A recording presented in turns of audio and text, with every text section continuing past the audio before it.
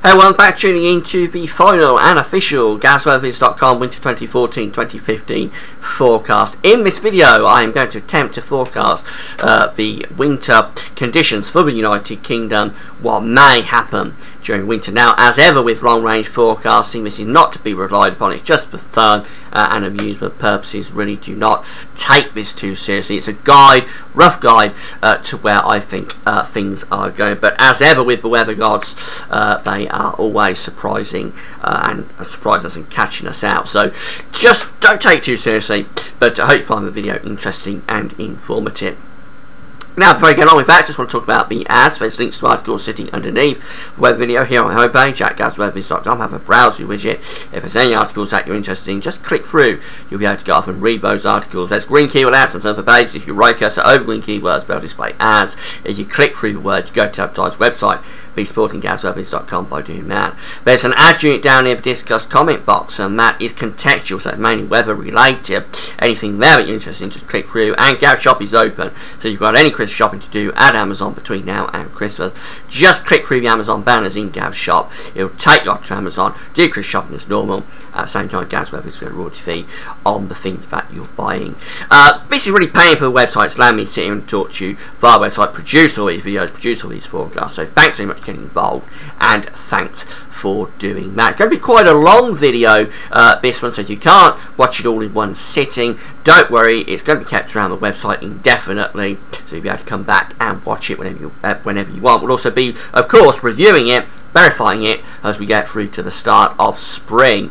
So it's important to look back on our forecasts and see how they're packed out through the course of the season ahead. I've been talking for quite a while now through this autumn, so I've got a little bit of a tickly cough developing, throat's drying out a little bit, so I hope you bear with me. It's been a long old autumn with a lot of updates. I've actually done 8 updates in terms of the things that we look at, so solar activity, Siberian Stoker, we've done 8 of those. Also done 3 seasonal model roundup videos as well during September, October and November. All of these videos going on 20-30 minutes, so there's been a lot to discuss this autumn. I hope you found it interesting and fun. So what I want to do first of all is just recap on what I've been looking at, and then we'll go on and do the forecast, and then at the end there'll be a little written summary just summing it all up. So let's start off with where we began with all of this, all of these updates. The starting point was the sea surface temperature anomalies in May. We did the video for the NAO forecast on the 1st of June. Now, the NAO forecast only really makes up around 5 or 10% of the overall winter 2014-2015 forecast, so it does make up a huge part of it, but it's a good starting point. It's where we start off once we get through to the autumn. So what we're looking at through May was the Atlantic sea surface temperature anomalies, and we was looking for a tripole to indicate the chance of a negative North Atlantic oscillation when we got to winter. A tripole is when you've got 3 distinct bands in the Atlantic. You want a warm band to the south of Greenland, a cold band through the central Atlantic, and then another warm band through the tropical Atlantic. Now, we didn't have that during May, so the North Atlantic oscillation forecast that were produced at the start of June, based on the sea surface temperature anomalies in May, was for a positive North Atlantic oscillation, certainly going into the start of the winter anyway, and that really made up the basis for where we began all of the other updates once we got through to the autumn. The starting point was really that the Atlantic wasn't particularly well set up for a negative North Atlantic oscillation, making a positive North Atlantic oscillation more likely. Now remember, the NAO is just an index reflecting the state of the atmosphere. It's not driving anything, but when you've got a negative NAO, you've got lots of blocking around Iceland, you've got low pressure travelling underneath it, and it's a cold pack because it allows cold air to come out of the polar region. When you've got a positive NAO, it's reversed. You've got low pressure around Iceland, high pressure through the tropical Atlantic, and just sort of allowing westerlies to go through the Atlantic into Europe. So the starting point for all of this was that the Atlantic was likely to be set up for a positive NAO. Now, as we've gone through the autumn, we've been looking at how things have been developing developing in the Pacific. Particularly of interest is the equatorial Pacific from Peru here over to Indonesia over here. We've been looking at the warm water gradually coming up. It's been a slow process through the autumn, but very gradually, on and off, and very annoying really watching it coming and going. But we've been inching our way to an El Nino. I think we're almost, or we're pretty much there now. I think we are in El Nino conditions. We've got enough warm water here reaching the required threshold of being 0.5 degrees above average through the central part of the equatorial Pacific. We've got enough there to say that we are in a very weak El Nino state, and I think we're going to keep that, maybe even increase it a little bit more actually as we go through into the winter.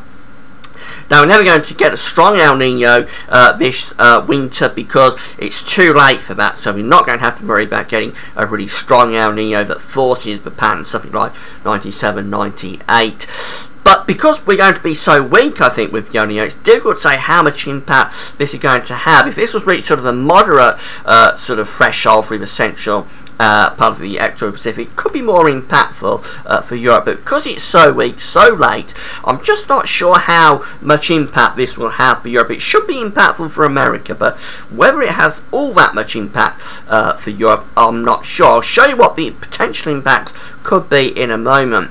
In the northern Pacific, we've been watching this warm water again around Alaska and the Pacific coast of Canada and North America. That's very similar to what we had last winter, albeit it's coming under pressure from this cold water in the central part of the northern Pacific. We're certainly starting the winter with warm water up here around Alaska. Should translate to a ridge to the north there, which again translates to a trough into the east part of America. That's very similar to the pattern we had last winter. Now, whether this lasts all winter, I'm not sure, because this cold water coming from the central northern Pacific should cool things down up here, I think, as we go through the winter. But certainly at the moment, pretty warm here, and I think we're going to be starting the winter, certainly in terms of the sea surface temperature anomalies, with a very similar setup to what we had last winter.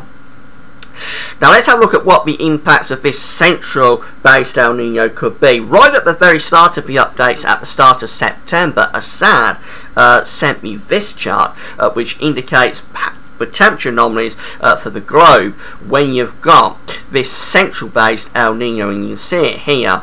Central-based El Nino really means it's warmer in the middle of the equatorial Pacific compared to off the coast of Peru. That's an eastern-based El Nino. It's warmer there and cooler there. That will be an eastern-based El Nino. This is a central-based El Nino. It's warmer in the middle, and the impacts of that can be that much of Europe has a very cold winter. Notice all these blue colours here from Central Europe going back into western and central parts of Russia. Very cold winters can occur during these central-based Badiki El Ninos. Also, eastern parts of America and southeastern parts of America tend to have cold winters as well.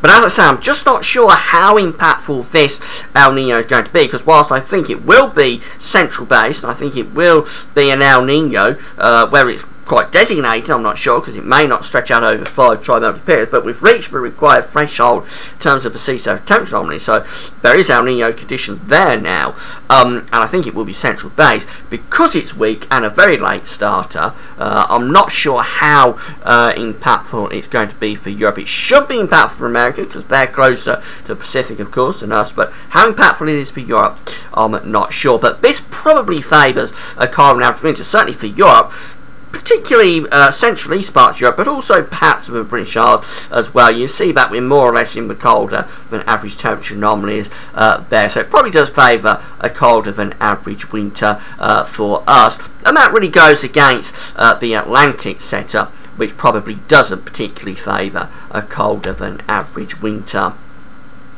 We've been monitoring hurricane activity through the autumn. Been another very quiet season, not as quiet as last year, but we've only had 6 hurricanes and 2 major hurricanes this season. The idea with this is that when you're getting lots of hurricanes dumping heat from the tropics into the polar regions, it can translate back later on to blocking. So the fact that we haven't had too many hurricanes, or hardly any hurricanes really, this season, probably goes against the chance of a colder than average winter.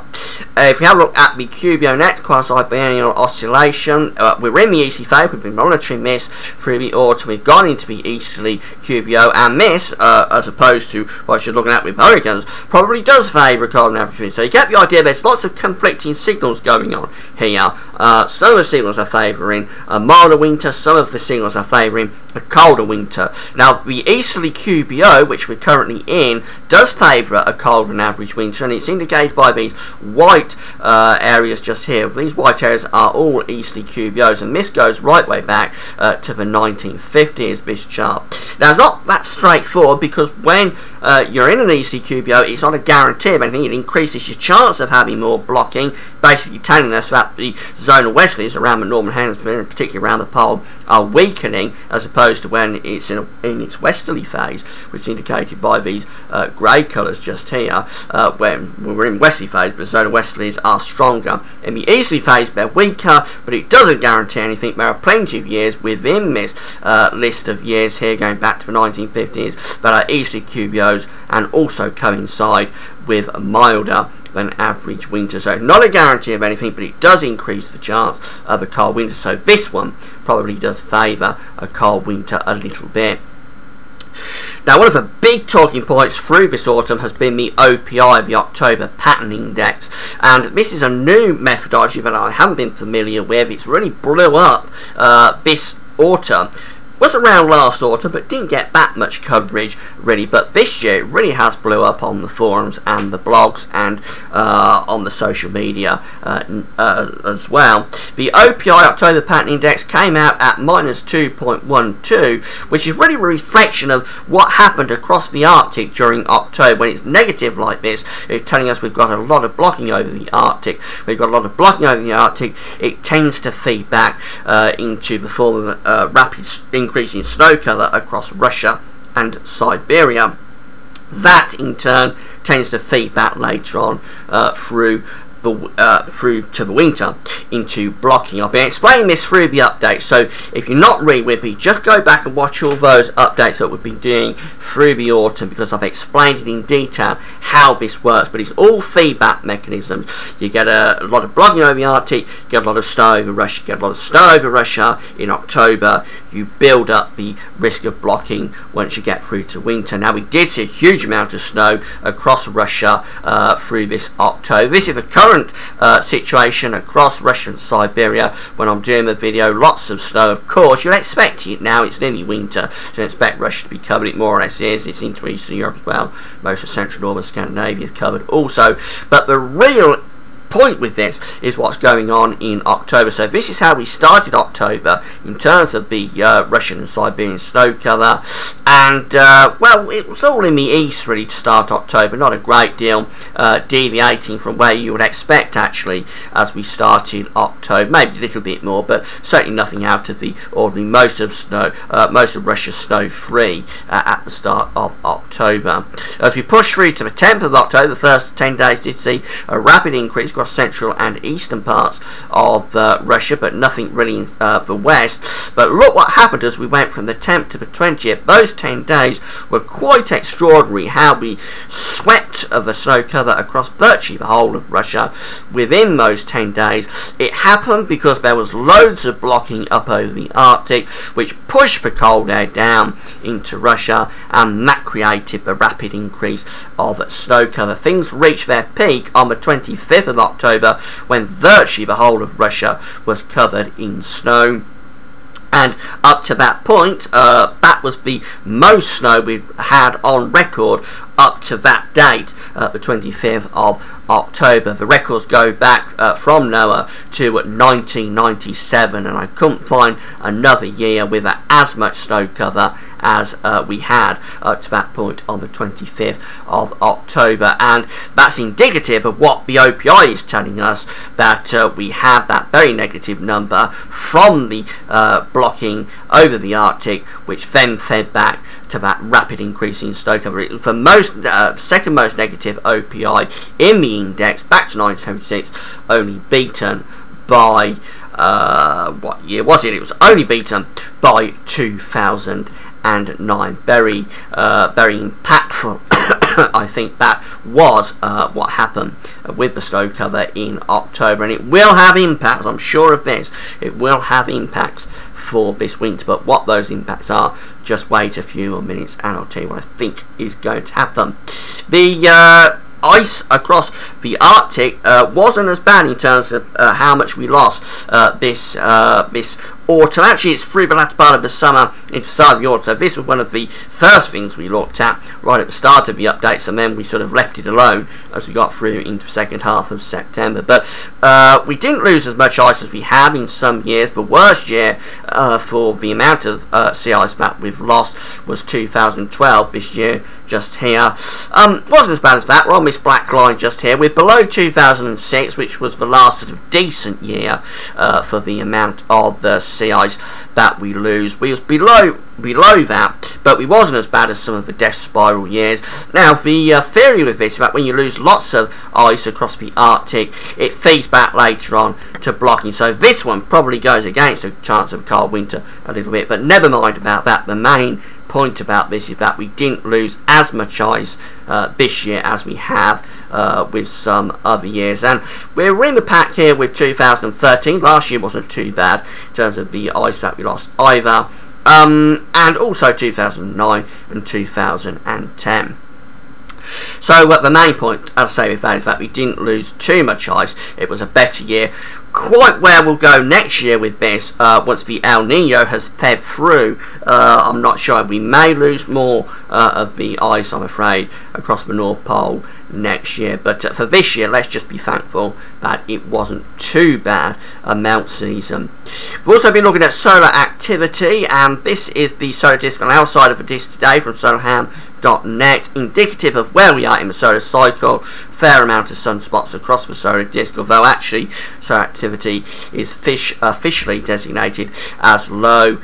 We're coming off the solar maximum, which occurred at the start of the year in January and February. We're getting spikes upwards, albeit with an overall trend downwards. So my good friend James Ackrill sent me this chart, very impressive chart, showing where we are in terms of solar activity right now up to November. We're looking at this far right hand of the chart as you're looking at it. These troughs and peaks are really the monthly sunspot numbers coming through. Now you see that what happened in September is that we had a spike upwards from where we was back in the summer. We spiked upwards with sunspot numbers in September. In October we got a big drop downwards, quite a big crash there. The lowest sunspot number in October since back at the start of 2013. But in November, or at least up to the 18th of November, we'd had another spike upwards, and we'd actually gone a little bit above where we was in September for November. Now all of this is indicative of where we are in the season. We're coming off the solar maximum, which occurred just here at the start of the year, and we can expect these further spikes upwards, albeit at the same time we're gradually falling away in towards the solar minimum. The solar minimum will occur around 2019, 2020. This is what a solar minimum looks like just here, with hardly any sunspots for quite a few months, maybe even a couple of years. Now we're much weaker with this solar cycle. This is solar cycle 24 compared to solar cycle 23, the last solar cycle. So even though we're getting these spikes upwards, and what happens when we spike the sunspot numbers is that we're niggling at the jet stream. Really, when we niggle at the jet stream, it enhances the risk of westerlies for Europe. It's not particularly the case for America, not particularly the case for Asia, but for us, we're niggling at the jet stream. So when we're spiking up with activity, we're probably enhancing the risk of westerlies, going against the risk of blocking. But at the same time, because we're much weaker with the solar cycle, we probably aren't niggling at the jet stream as much as we have in many of the solar cycles in this sort of period coming off the solar maximum. For instance, just here, we're getting spikes upwards, and they're much bigger spikes upwards than we're getting in this solar cycle. Nevertheless, where we are in the solar cycle at the moment probably doesn't favour particularly the chance of a colder than average wind, but it doesn't mean that a colder than average winter can't occur. So you really do get the idea with this, that we really are conflicting the signals. Some of the signals are for a milder winter, some of the signals, certainly the snow cover, for a colder winter. We've also looked at analogues. My good friend Stuart Markham sent this over, which was analogue forecast based on the OPI theory and the Siberian snow cover. Also combining it with the QBO, the ECQBO, and a central based El Nino. And this was the analogue from all of the years Stuart was looking at. That's definitely a cold and average winter in terms of the analogue for that. Got loads of blocking there, those red colours up over green and around the bowl. Trough going underneath it. That's a negative North Atlantic oscillation. So the analogues combining the snow cover and the OPI with the QBO being easterly and the central based El Nino was definitely for a colder than average winter. And before I do the forecast, just to say thanks very much to Assad, James and Stuart for all of the information they've sent me through this autumn. It's been invaluable, particularly through the latest updates. I couldn't have done the updates that I've done without all of this information being sent over. I know you'll all be watching this forecast, so thanks so much you guys for sending that over. Right then, so that's what we've been looking at. Now I've got to come up with the forecast, and what's very evident from this is that we've got conflicting signals here. We've got some signals signalling a cold and average winter, some are signalling a milder than average winter, and that sort of helps me out excuse me, a little bit in terms of my forecast, because what I think is going to happen is that we're going to have continuing conflicting signals, and that means we're going to get a fight. I think we're going to have at times milder conditions coming in from the Atlantic, and at times we'll have colder conditions coming in from the north and the east. Now, we've also had a look at seasonal models, and what they're indicating was generally the theme has been a milder average winter. What they are signalling is that as we're going through winter, we're seeing a gradual change, a gradual progression into something colder, and I think that's tying in with what happened across Russia through October, with that big increase in snow cover feeding back to the increased risk of blocking.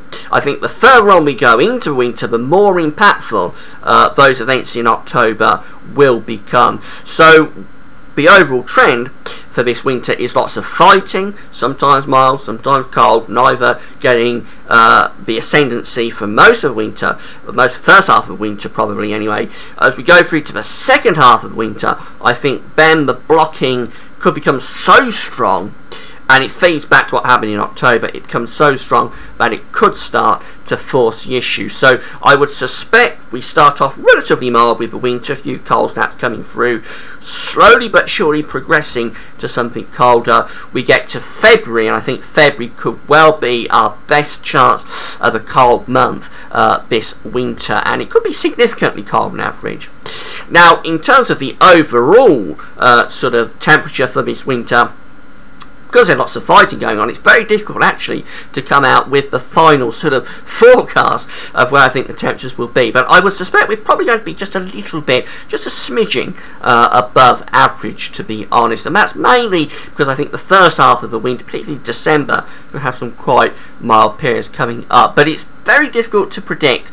Could go either way, but it won't deviate that far from the average either way, I would suspect. It'll either be very slightly colder or very slightly milder. I tend to plump for very slightly milder than average, but that masks some really big contrasts through the winter. Some very interesting swings, I think, will take place, particularly through the middle part of winter. Maybe January could have lots of swings in temperature going on as the fight really does take place. In terms of rainfall, I think we're going to be near normal, maybe a little bit dry, because February could be quite a dry month actually, as it turns colder and the blocking comes in. I think it could turn significantly drier. So the overall forecast is for lots of fighting, lots of conflicting signals. There'll sometimes be very mild periods, there'll sometimes be very cold periods, very gradually becoming colder and colder as we go through the winter.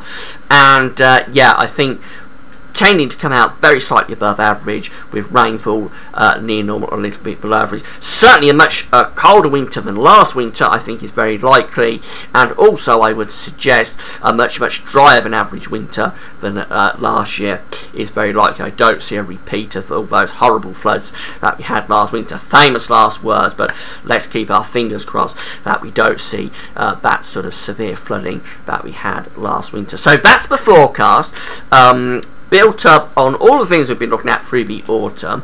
It's for lots of fighting, lots of conflicting signals, starting off quite mild, gradually progressing to a colder outlook, probably a colder than average month of February, and yeah, I think we come out very slightly milder than average, and probably near normal with the precipitation as well.